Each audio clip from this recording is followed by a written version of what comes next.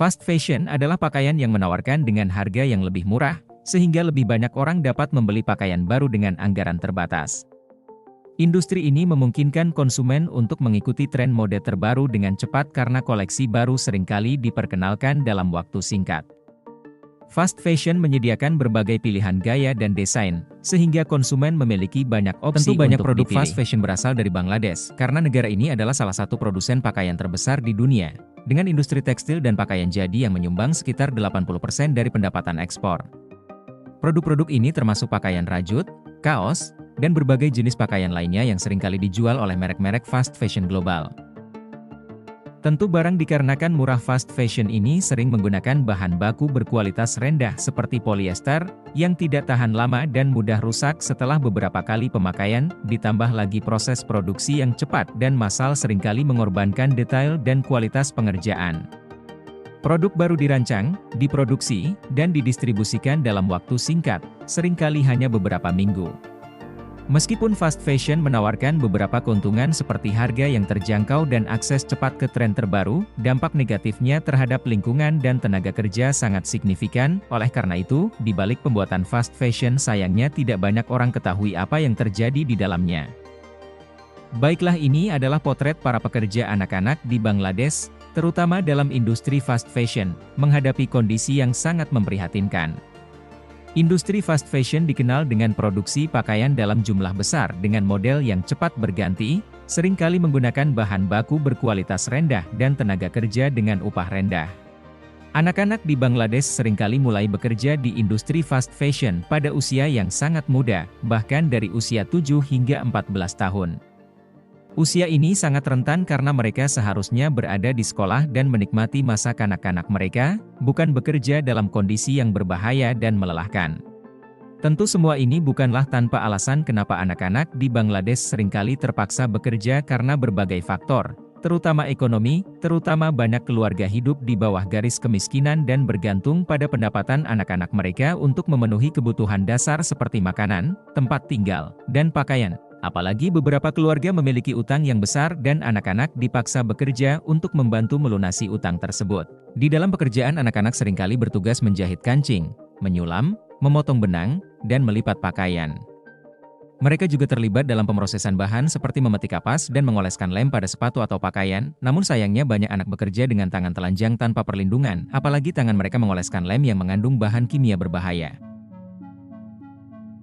Mereka juga bekerja di pemukiman kumuh yang jauh dari kata layak untuk dijadikan tempat kerja, dan anak-anak seringkali bekerja lebih dari 16 jam per hari dengan bayaran yang sangat rendah, tentu tanpa perlindungan yang memadai. Mereka terpapar bahan kimia berbahaya yang dapat merusak kesehatan mereka dalam jangka panjang, terutama dapat menyebabkan masalah kesehatan serius, termasuk kerusakan sel-sel saraf. Kendati demikian, anak-anak ini seringkali harus meninggalkan sekolah untuk bekerja, mengorbankan pendidikan dan masa depan mereka, dengan bekerja dalam kondisi yang keras dan penuh tekanan dapat berdampak negatif pada kesehatan mental dan perkembangan psikologis mereka. Apalagi banyak pekerja tidak memiliki standar keselamatan, karena industri fast fashion seringkali beroperasi dengan biaya produksi yang sangat rendah untuk memenuhi permintaan pasar global.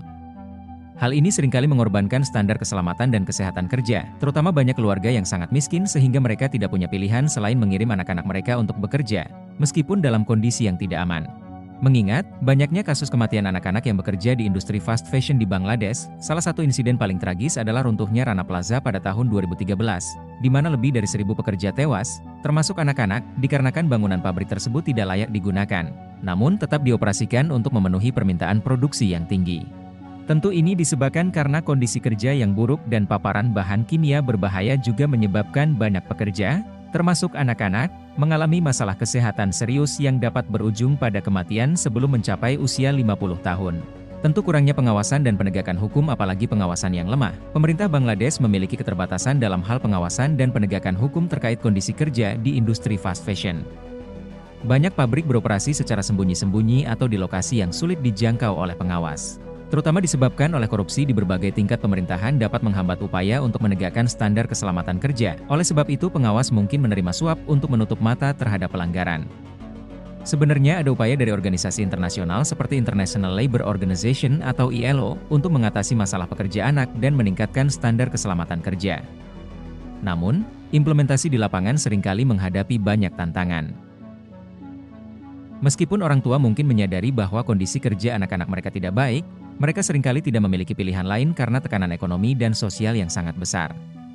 Upaya untuk mengatasi masalah ini memerlukan pendekatan yang komprehensif, termasuk peningkatan akses pendidikan, pengurangan kemiskinan, dan penegakan hukum yang lebih ketat terhadap eksploitasi tenaga kerja anak. Namun kabar baiknya pada tahun 2024, ada beberapa perkembangan positif dalam upaya meningkatkan standar keselamatan dan keberlanjutan di industri fast fashion. Beberapa langkah penting telah diambil, terutama di Eropa, untuk mengatasi masalah ini. Dikarenakan Uni Eropa telah memperkenalkan peraturan baru yang lebih ketat terkait keberlanjutan dan keselamatan kerja dalam industri fashion.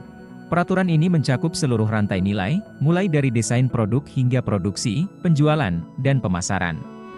Peraturan ini, yang mulai berlaku pada Juli 2024, bertujuan untuk memastikan bahwa produk fashion dirancang dengan mempertimbangkan dampak lingkungan dan keselamatan kerja.